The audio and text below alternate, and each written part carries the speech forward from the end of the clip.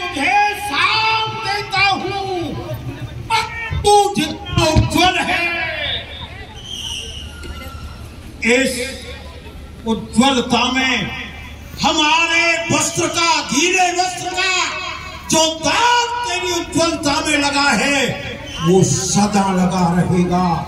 जब तू पृथ्वी पर कम्मा के लिए निकलेगा तो तुझे स्वच्छ श्वेत देख करके लोग तेरे बीच में एक काला धब्बा भी देखेंगे और याद करेंगे कि ये गौतम के वस्त्र का दाग है। और आज चतुर्थी का दिन है। आज के दिन कोई भी संसार का प्राणी तेरे दर्शन नहीं करेगा और आज के दिन जो तेरा दर्शन करेगा उसे कलंक अवश्य अवश्य।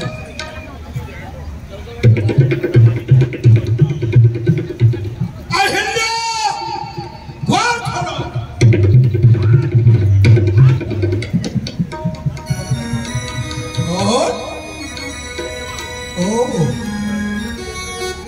देवताओं का राजा इंद्र, वाह,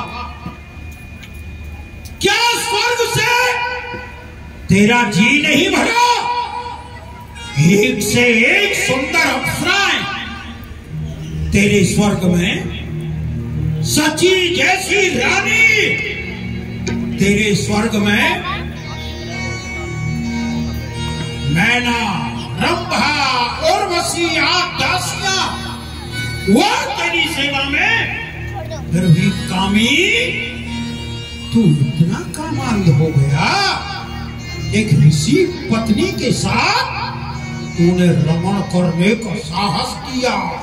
तो जा, मैं तुझे साफ देता हूं कि जिस भग के वशीभूत होकर तूने गौतम के साथ छल किया, तेरे अंत पर एक नहीं, दो नहीं, 10 नहीं, 20 नहीं, तेरे अंत पर ऐसी 1000 भाग होगी, 1000 भाग।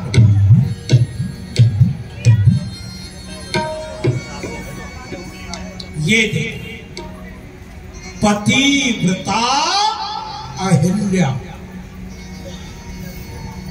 संसार में लोग इन्हें पतिव्रता कहते हैं और ये पतिव्रता इतना भी नहीं समझ पाई कि इसके साथ रमण करने वाला इसका पति है अथवा कोई परपुरुष।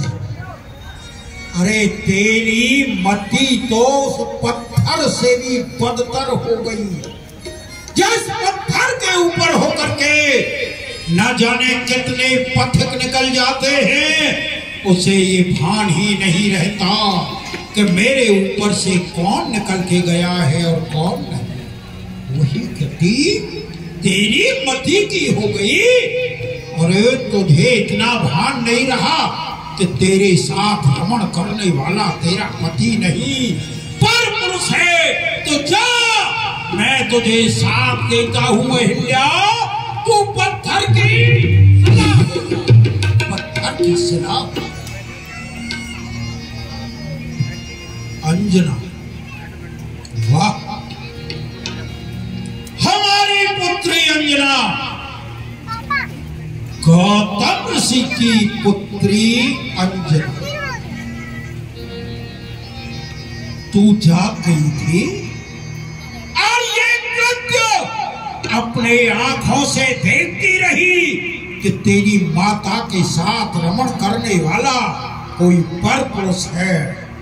रमण करते हुए तूने अपनी माता और इस इंद्र को देखा।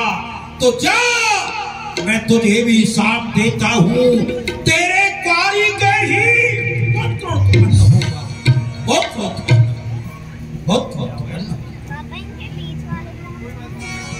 पिताजी, आपने मुझको श्राप किया है कि मेरे क्वारी के पुत्र हो, परंतु पिताजी इसमें मेरा भला क्या दोष? हाँ गौतम, अंजना का तो कोई दोष नहीं। इसे तो हम ही जगा करके गए थे कि हमारी पूजा की सामग्री लगा देना, तो इसी साथ क्रोध में किसी भी मनुष्य की मति ठिकाने पर नहीं रहते। हमें भी क्रोध आया और हमने अपनी पुत्री को ही साथ। बेटी अंजना, हमने तुम्हें जो साथ दिया है वो साथ तो तुम्हें भोगना होगा। पुत्र तो तुम्हारे कुंवारी के ही होगा, परंतु उसके साथ साथ हम तुम्हें वरदान भी देते हैं कि तुम्हारा जो पुत्र होगा वो साधारण नहीं होगा, वो भगवान का परम भक्त होगा, वीरों में महावीर होगा। और जब तक सूर्य चंद्र पृथ्वी आकाश और समुद्र रहेंगे तब तक तुम्हारा पुत्र भी अमर रहे।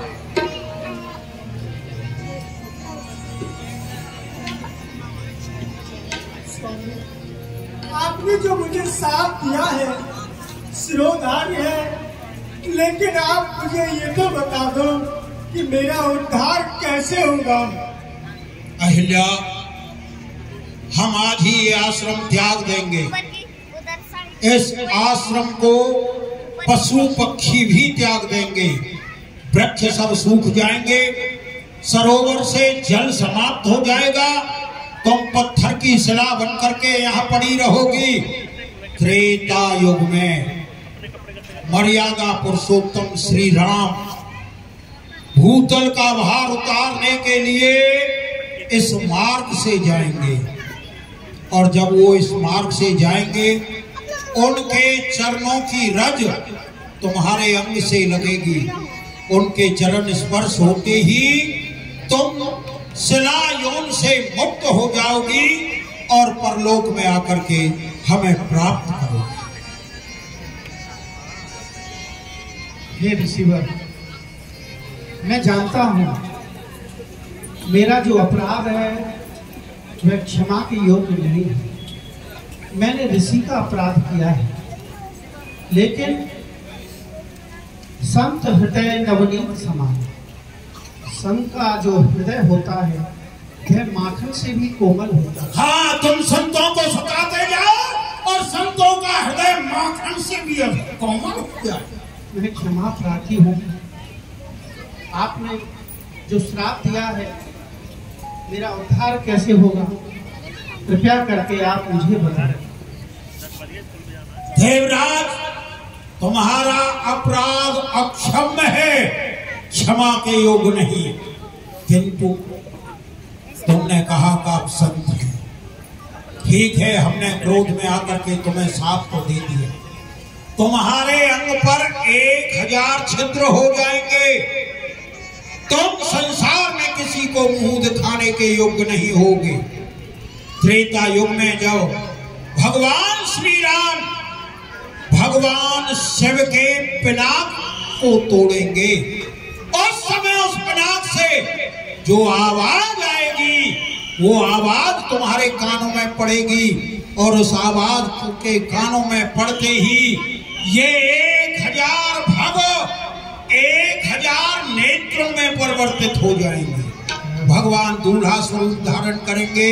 समस्त देवता उनके दर्शन के लिए मिथिला में जाएंगे, तुम भी जाओगे, और सब देवता तो अपनी 2-2 आंखों से भगवान के उस दूल्हा स्वरूप के दर्शन करेंगे, और तुम भगवान के उस दूल्हा स्वरूप के दर्शन अपनी 1000 आंखों से करोगे। जाओ, यही तुम्हारे साप का मोचन है। पूछा